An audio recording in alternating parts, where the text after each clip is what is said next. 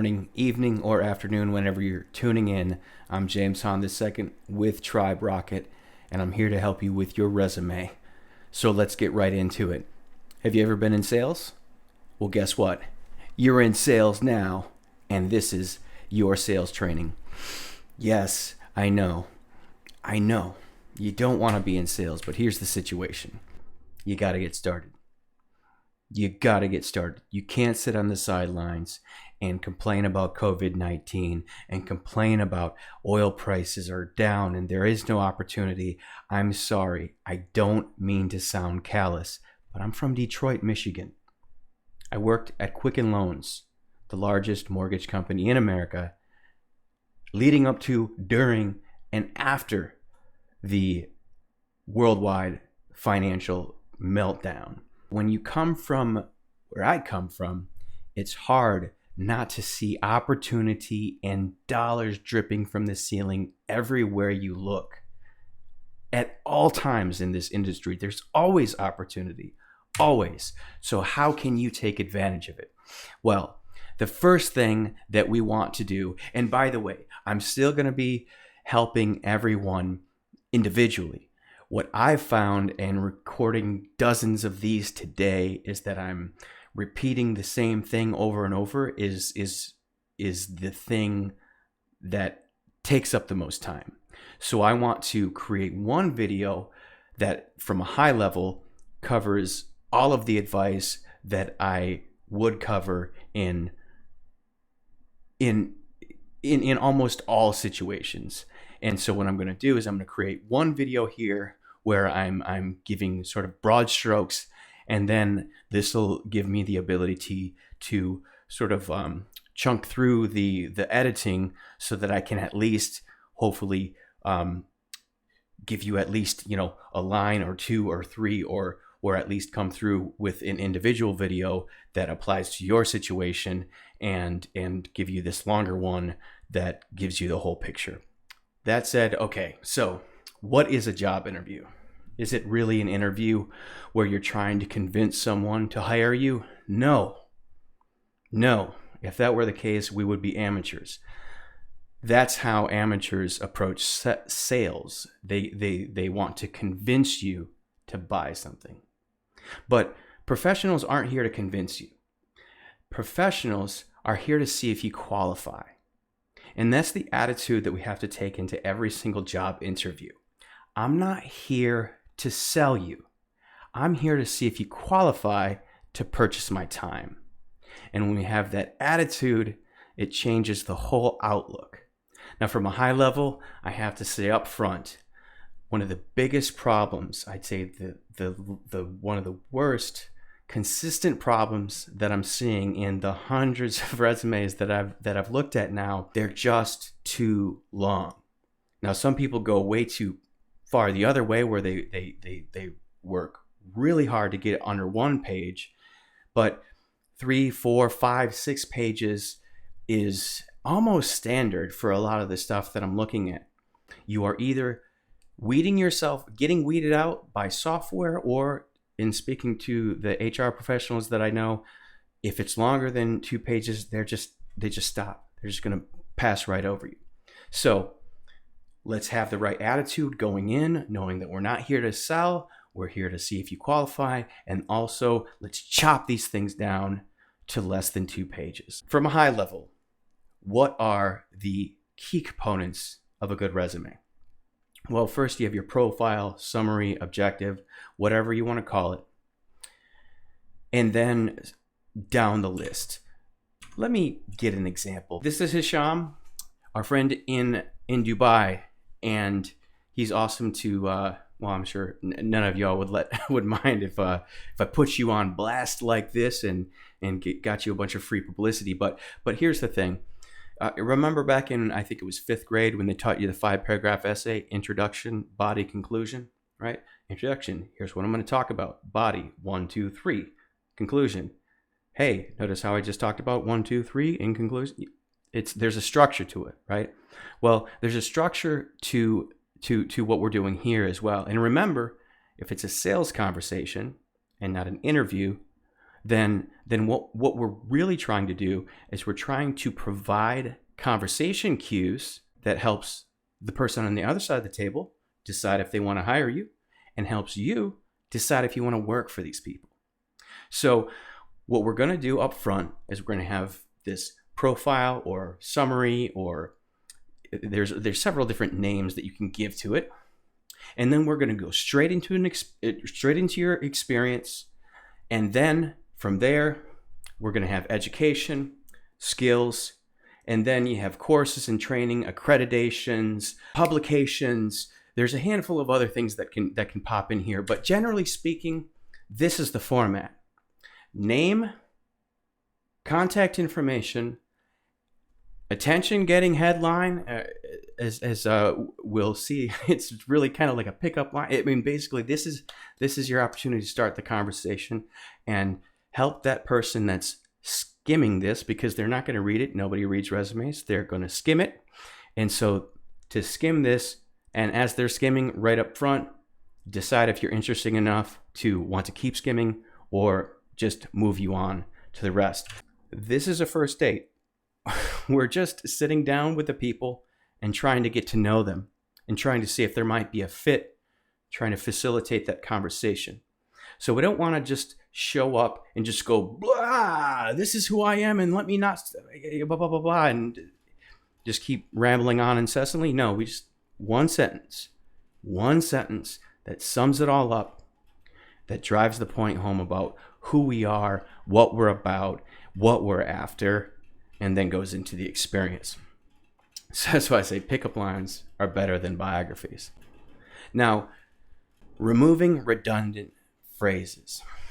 Redundant phrases are phrases such as excellent written and oral communication skills.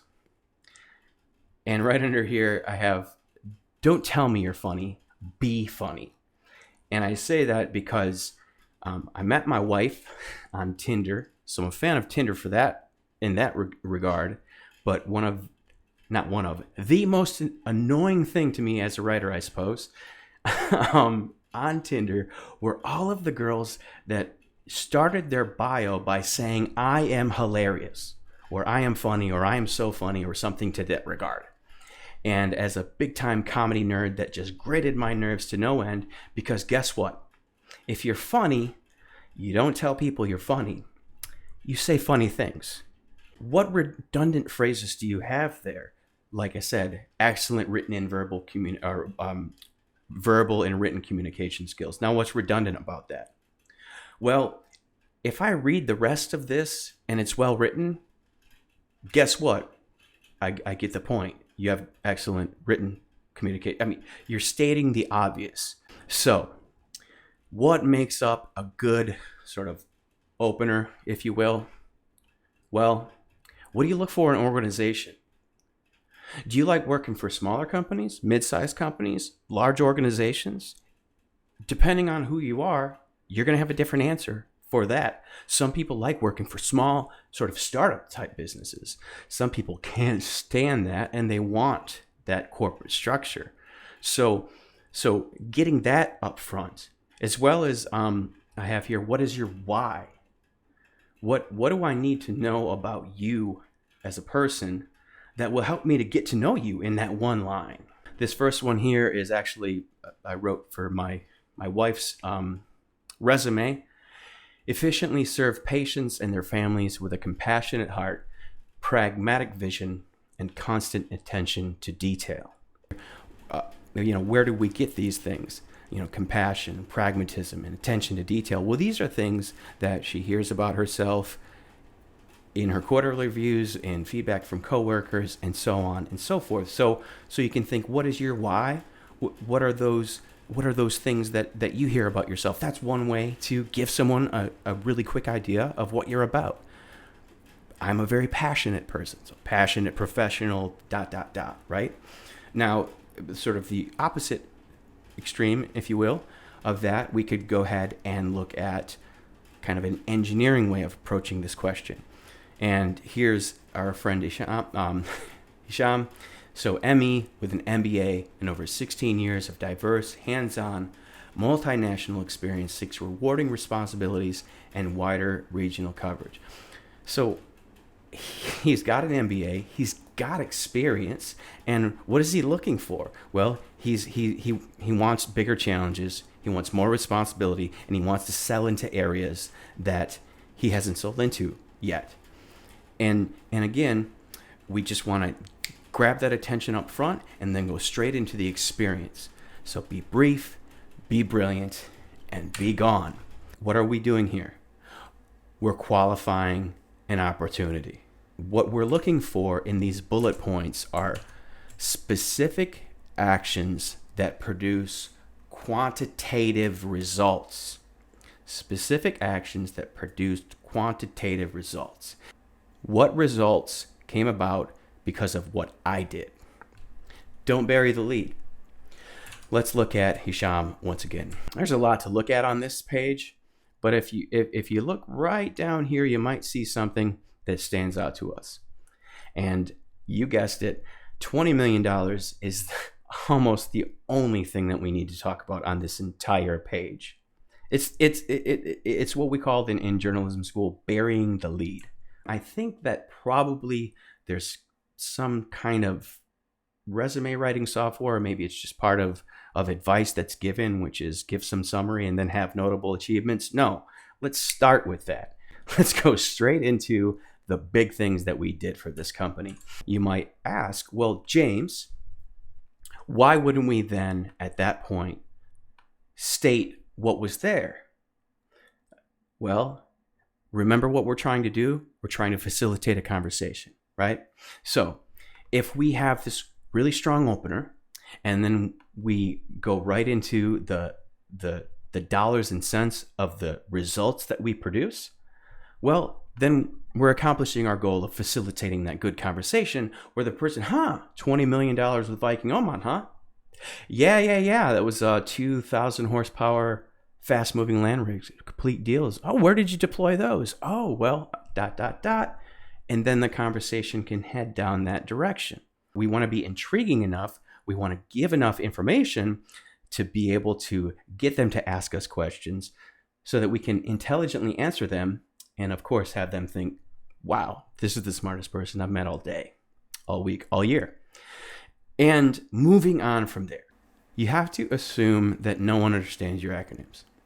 Now, you're probably sitting there going, well, of course everyone understands. This is the industry, right? Well, let me go back to Hisham as an example. Do y'all know what MENA means? Are you familiar with MENA? I wasn't until about 4 a.m. on Sunday. MENA is Middle East, North Africa, Afghanistan. And also there's a P, MENAP, I guess, whereas Pakistan is in there too. Sometimes that's what Wikipedia says anyway. Now, should I know that? I don't know. Maybe I should, quote unquote, but I didn't.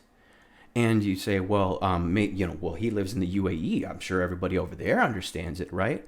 Well, let's go back to what he wants to accomplish in this resume.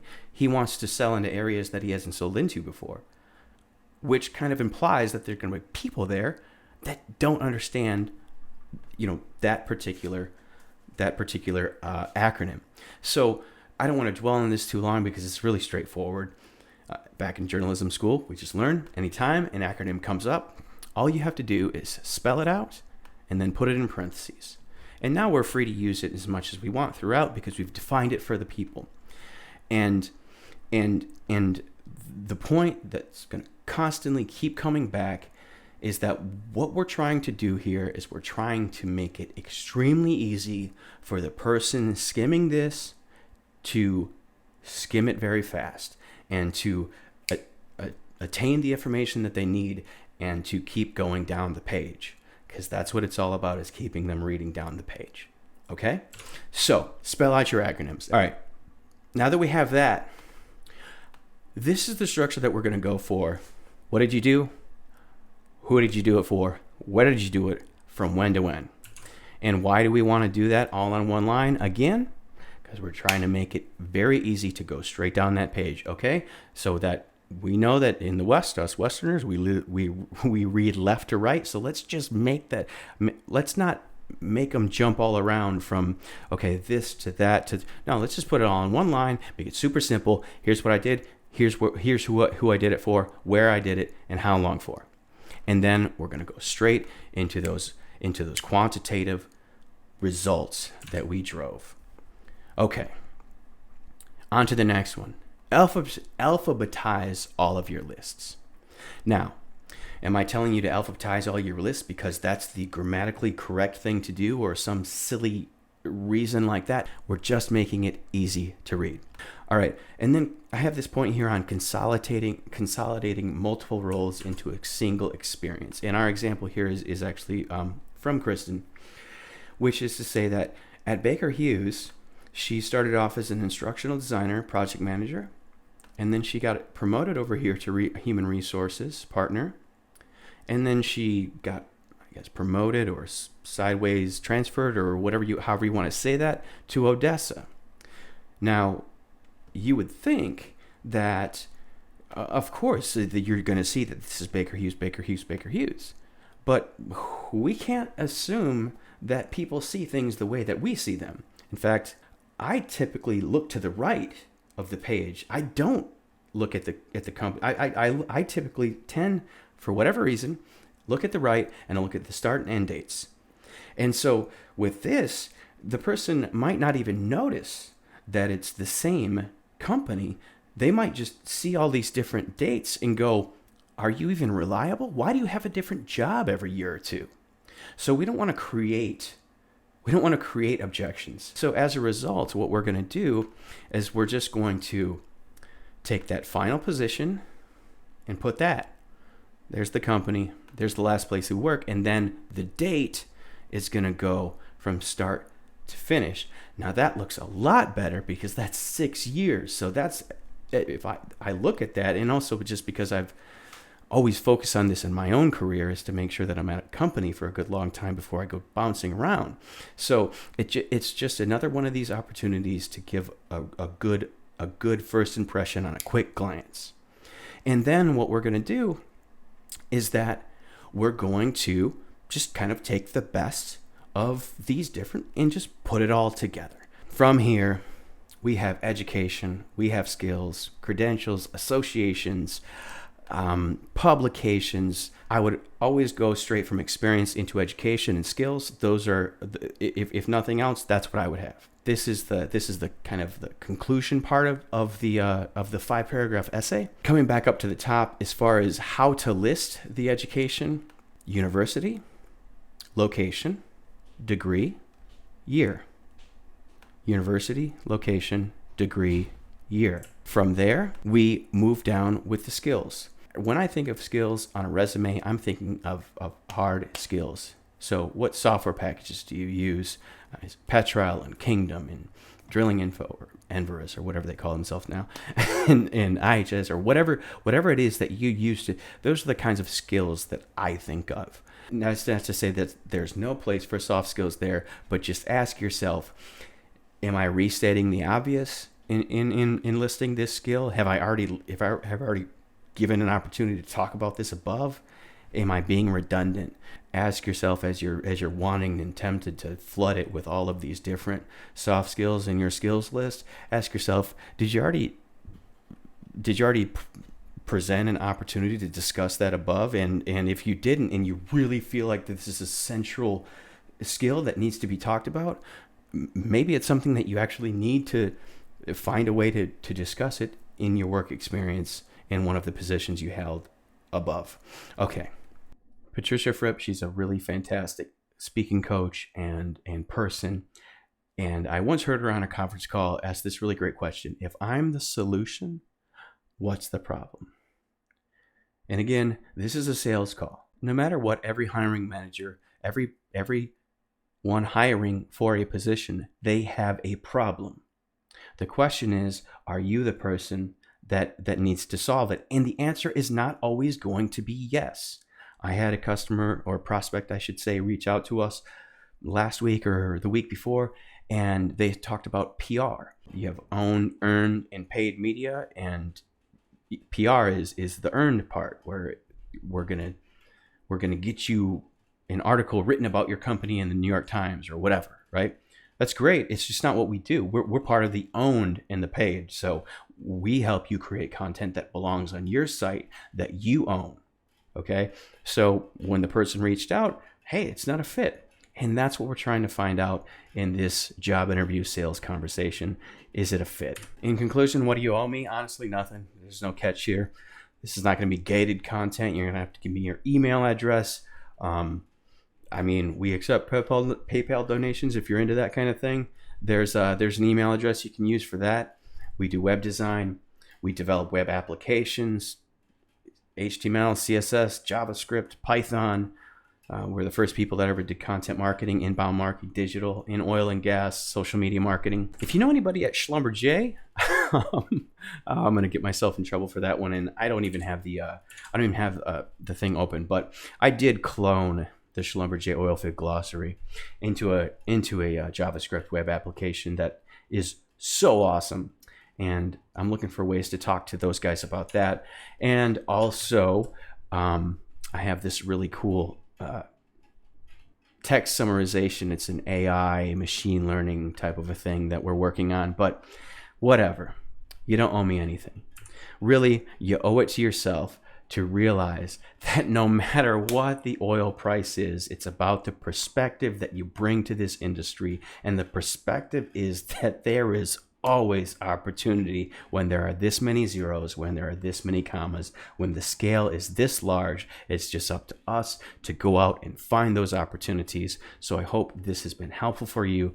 Leave a comment below or hit me in the DM, send me an email with any follow-up questions, and I'm going to get this out to everyone in the list of hundreds of people you saw there, where this is going to serve as hopefully save us some time to where I don't have to say all these things over and over again, and I can instead give each and every one of you an individualized video that just jumps right into the specifics of your situation and your resume. All right. I think that's all for now.